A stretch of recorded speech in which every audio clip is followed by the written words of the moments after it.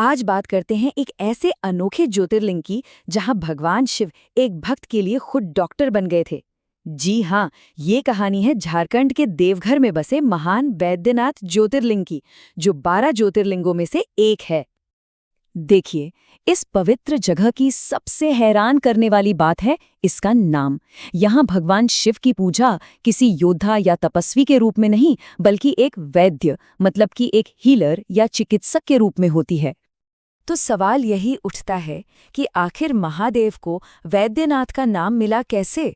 और इस सवाल का जवाब ना एक ऐसे महान भक्त की जिद और तपस्या की कहानी में छिपा है, जो सुनने में अविश्वसनीय लगती है। इस कहानी के केंद्र में है लंका का राजा रावण, एक ऐसा किरदार जिसकी शिव के लिए भक्ति जितनी गहरी थी, उसका अहंकार भी उतना ही बड़ा था। रावण के मन में बस एक ही धुन सवार थी कि भगवान शिव कैलाश पर्वत छोड़कर हमेशा हमेशा के लिए उसके साथ लंका में आकर रहें। और अपनी इसी जिद को पूरा करने के लिए उसने एक ऐसी कठोर तपस्या शुरू की जिसकी कोई कल्पना भी नहीं कर सकता। रावण ने शिव को मनाने के लिए एक एक करके अपने ही सिर काट के चढ़ाना शुरू कर दिया। सोचिए, एक फिर दूसरा करते करते वो अपने 9 सिर अर्पित कर चुका था। और जैसे ही वो अपना 10वां और आखिरी सिर काटने जा रहा था, तभी चमत्कार हुआ। ठीक उसी पल जब रावण अपना अंतिम बलिदान देने को तैयार था, भगवान शिव खुद उसके सामने प्रकट हो गए।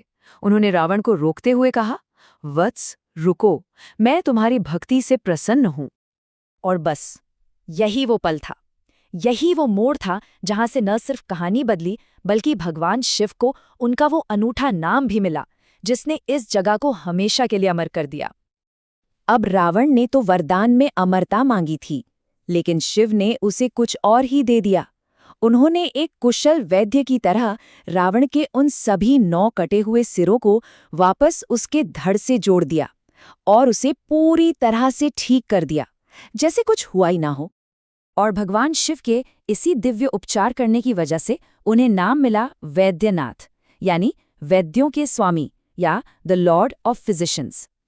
तो हमने जो शुरू में सवाल पूछा था, उसका जवाब यही है।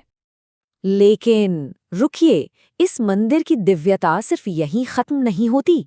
ये जगह तो आध्यात्मिक ऊर्जा का एक और भी बड़ा संगम है, जो इसे कई ज्यादा शक्तिशाली बनाता है।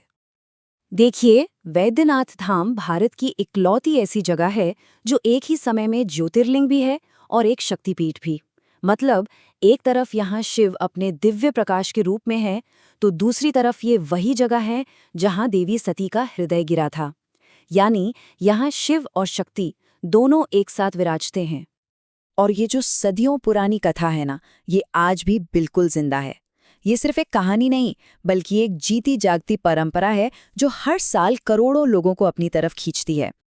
हर साल सावन के महीने में भक्त सुल्तानगंज से गंगा का पवित्र जल लेकर 105 किलोमीटर की मुश्किल यात्रा पैदल चलकर यहाँ पहुँचते हैं। ये भक्ति की एक ऐसी परीक्षा है जो देखने लायक होती है।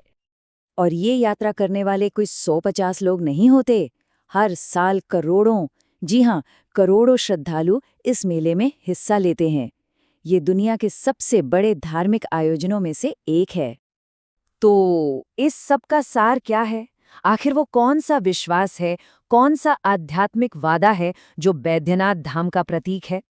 यहाँ का सबसे गहरा विश्वास यही है कि जो कोई भी सच्चे दिल से बाबा बैद्यनाथ को पवित्र जल चढ़ाता है, उसे हर तरह की बीमारी, दुख और डर से छुटकारा मिल जाता है।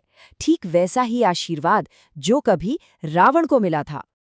तो बैद्यनाथ धाम की ये कहानी हमें दिखाती है कि शिव में आस्था सिर्फ हमें बचाती नहीं, बल्कि हमें ठीक भी करती है। यहाँ वो हमारे रक्षक भी हैं और हमारे डॉक्टर भी।